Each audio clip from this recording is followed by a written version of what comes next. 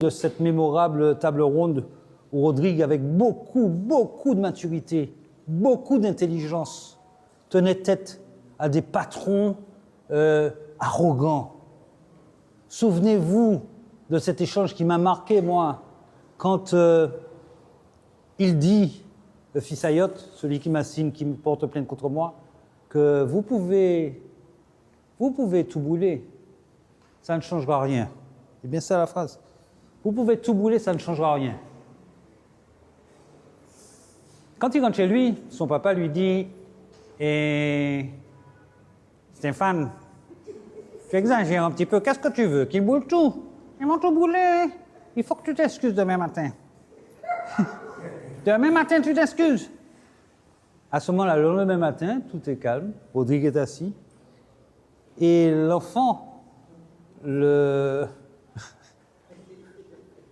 garnement à qui on a tiré l'oreille, dit je voudrais rectifier.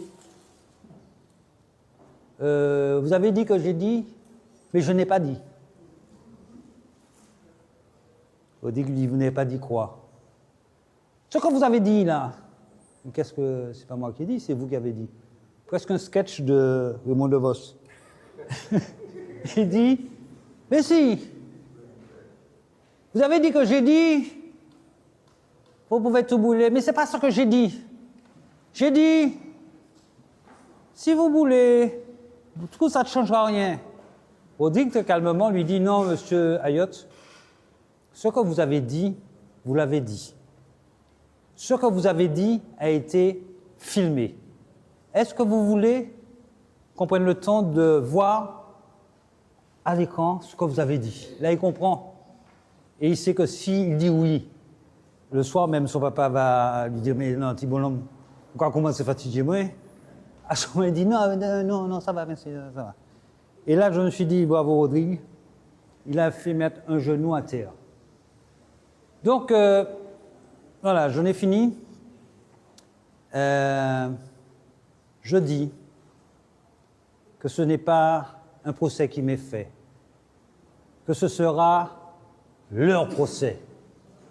Leur procès.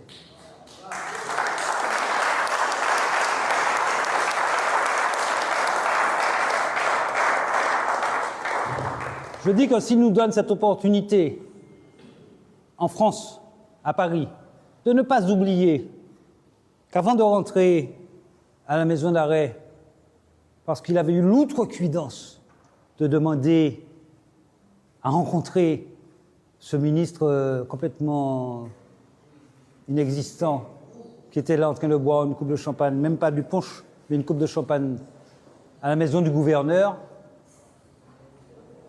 il revenait de Paris. Il ne faut pas qu'ils oublient cela. Et que pour la première fois dans l'histoire de la République, on a vu dans le 7e arrondissement, pas à Barbès, pas dans le 7e arrondissement, 40 000 personnes, 40 000 nègres, 40 000 noirs, femmes, enfants, jeunes, défiler. Donc le temps où on pensait qu'on pouvait faire n'importe quoi parce que c'est à Paris, alors non, à Paris, il n'y aura personne, ils se trompent. Je dis que ce jour-là, devant le palais de justice, ils seront nombreux à demander des comptes à M. Ayot. Je termine enfin en disant que si j'ai un conseil à donner à Bernard Ayot, je le synthétiserai de la manière suivante. M. Ayot, baissez les prix et taisez-vous.